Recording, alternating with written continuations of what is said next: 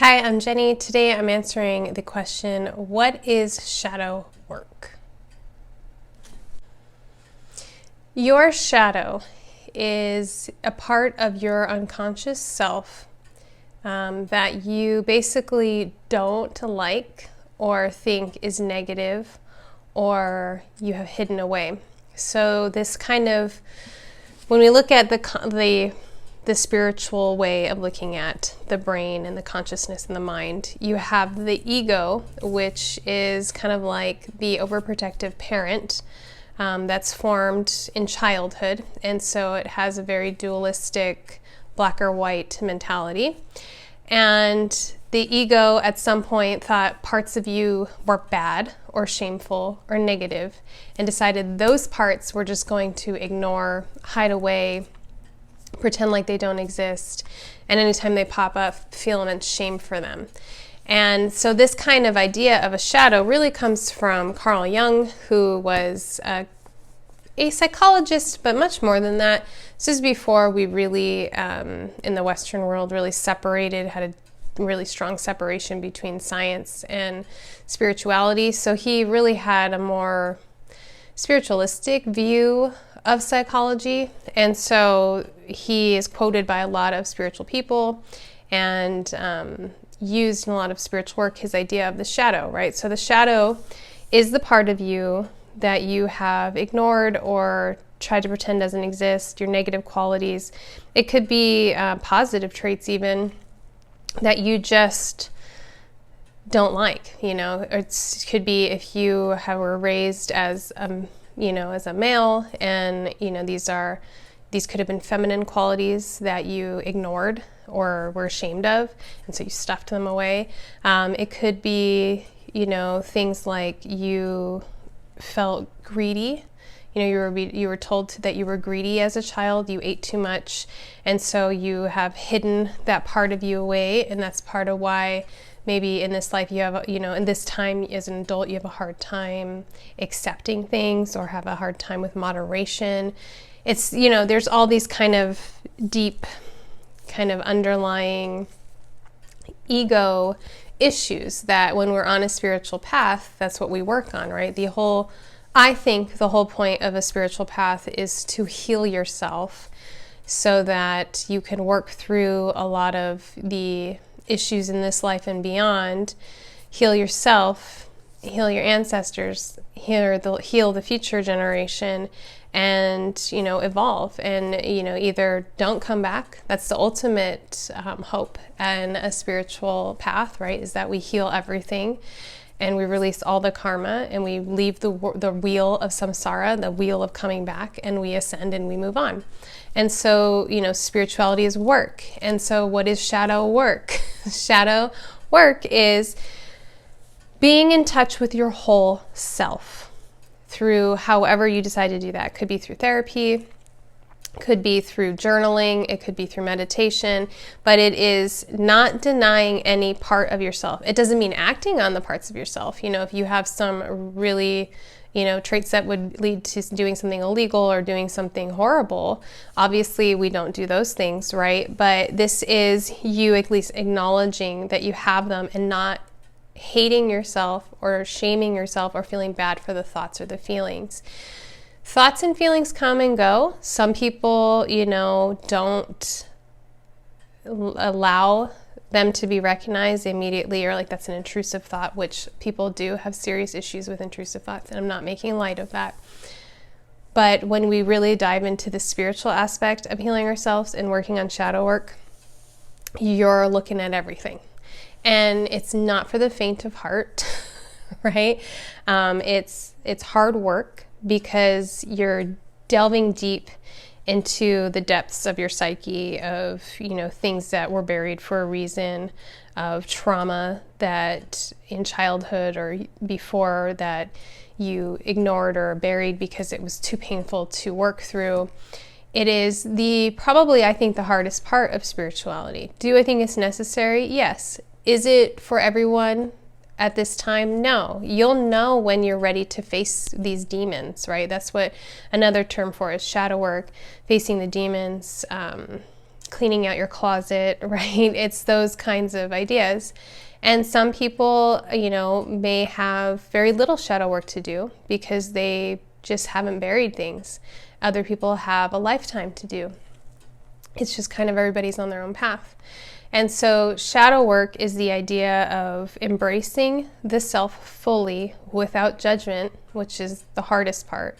The ego wants to judge and shame. It's that, like I said, overprotective parent that's like, you're bad. You're bad for that. You're bad that you did that. This happened to you because you were bad. It's doing all of that. And it's you undoing that.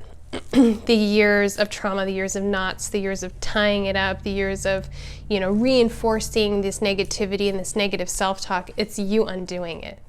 And so I'm not here to tell you how to do that because I think it's a very personal journey.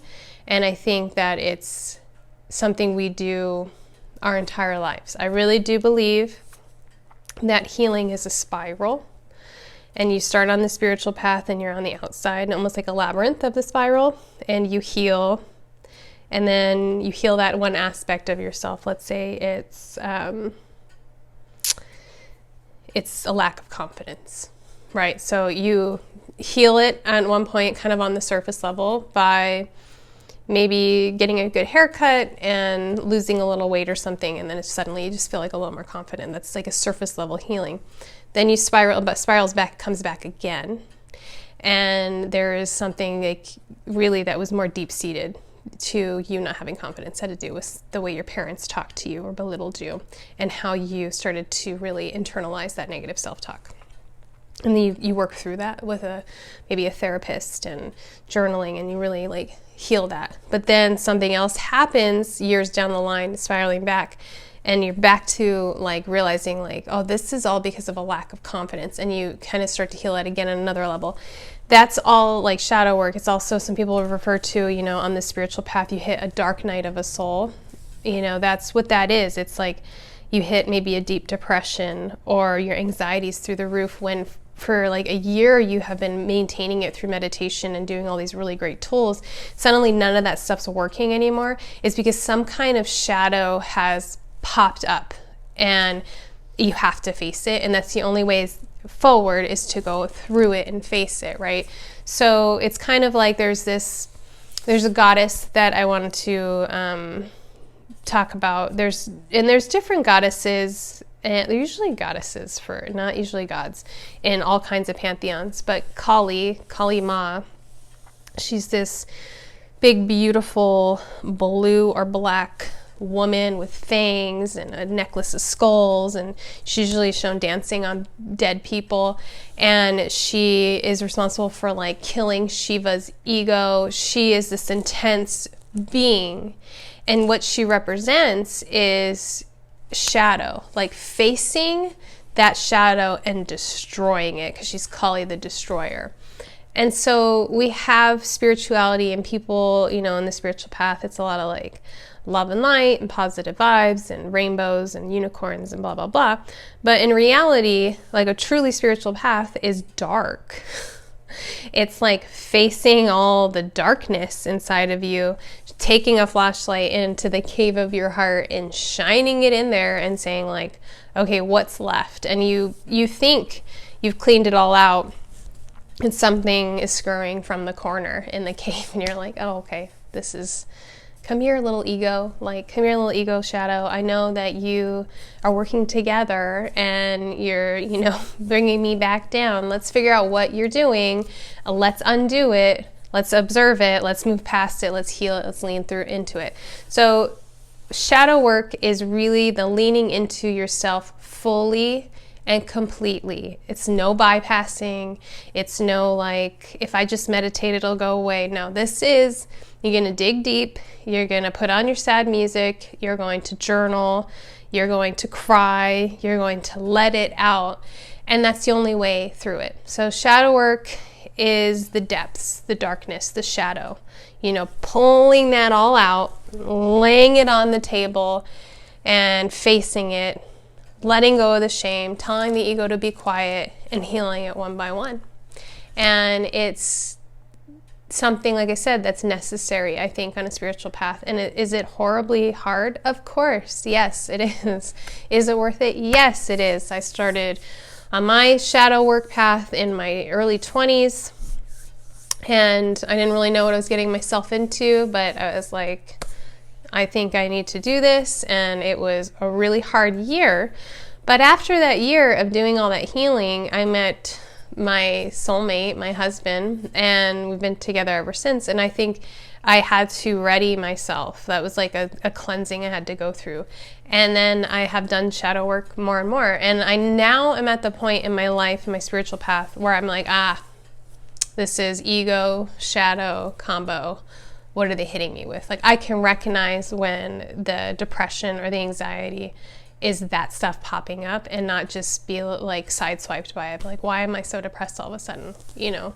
And so I think, I'm not saying not to do therapy. I'm not saying that, but to do this stuff with it. So if you are already in therapy for, you know, deep-seated traumas or anything, and I think everybody needs therapy at some point in their life, then you can also maybe work on this first, or work on this with it. So it's like, or you go through the therapy and you heal things for the most part, and now you're going to do like a spiritual dive of the healing. So not just like the mental dive, because that's what I think most therapy is about, is like the mental healing.